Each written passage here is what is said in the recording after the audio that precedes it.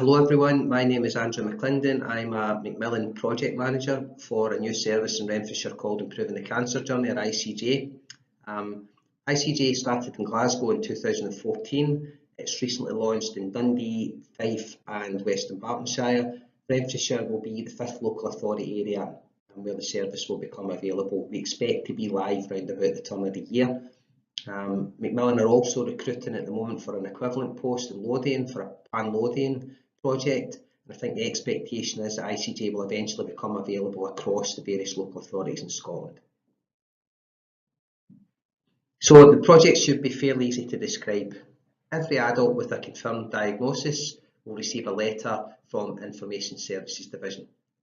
In the letter they're asked if they would like to meet with an ICJ link worker, so we'll be recruiting a couple of link workers over the next few months in Renfrewshire. The link worker can meet the person anywhere basically. They can do a home visit, they can meet them in a library, in a clinical setting. Some people like to receive the link worker visit at the same time as they're receiving treatment, or elsewhere in the community. But once they meet the link worker, they'll complete something called a holistic needs assessment, or a concerns checklist, which I'll get into in a bit more detail in the next slide.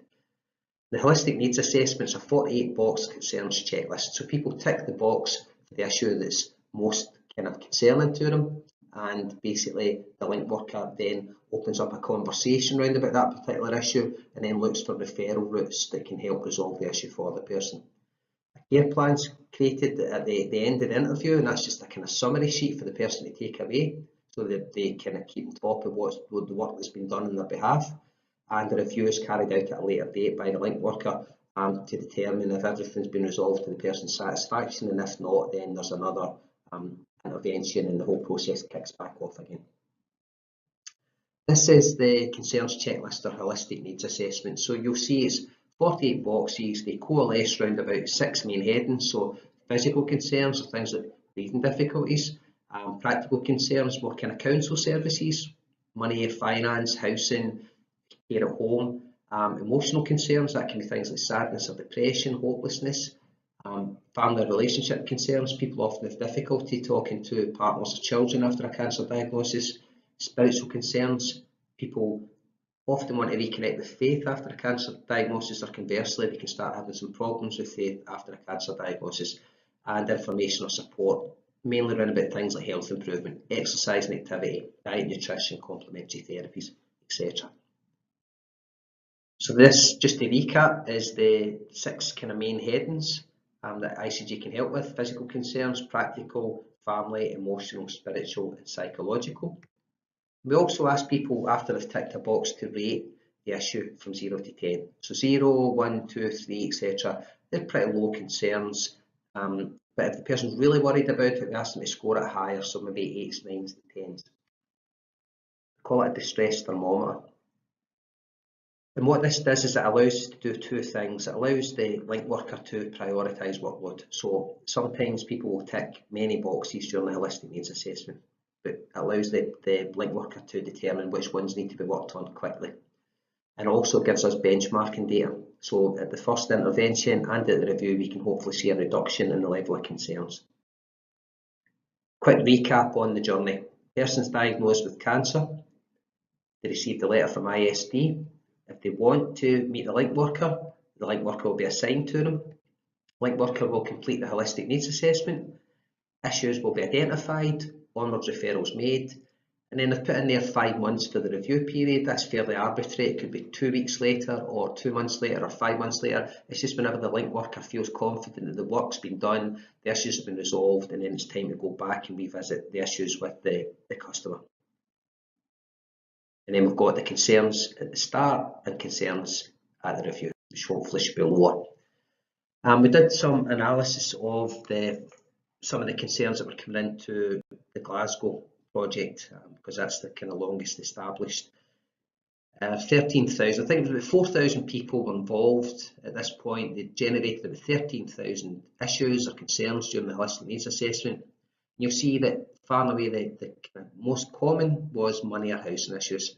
1,300 times, 1 in 10 of all issues that ICJ receives. And then it goes all the way down to tiredness and exhaustion, getting around, all the way down to people who also had an alcohol or drug dependency at the same time as a cancer diagnosis.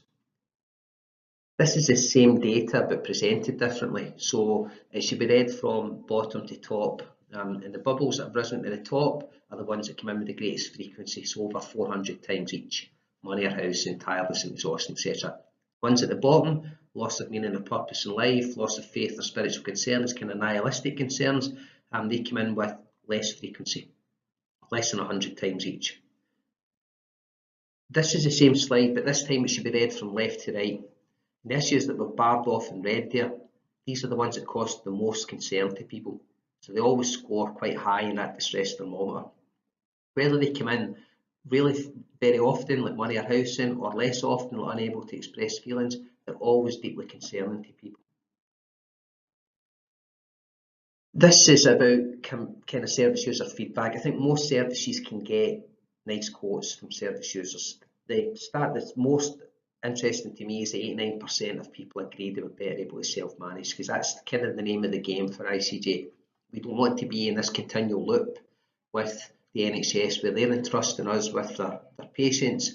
We're unable to do very much and we're just handing them back. There's many things that we can do. We can do a lot of social prescribing, we can help maximise income, reduce debt, get housing adaptations. In some cases we can help people get a house move. We can help them with their blue badge applications. We can help them with smoke cessation, accessing complementary therapies, clinical psychology services. There's many things that we can do in ICJ, and we want to give people as much help as possible in the community.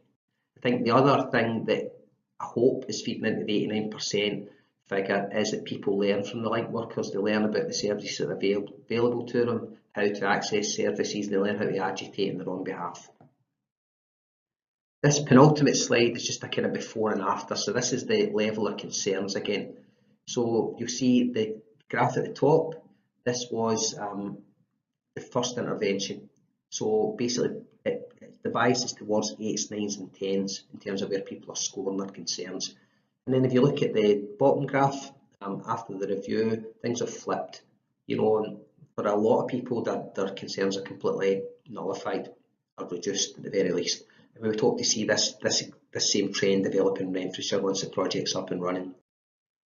The last thing I want to talk about is the service user groups. It's a key principle in the way Macmillan approach projects, that we involve service users, people with lived experience of cancer, people who actually know what they're talking about when it comes to accessing services. We don't want to create this project in isolation over 9 or 10 months and then just appear out of nowhere and tell people this is the service they need. So we create a service user group.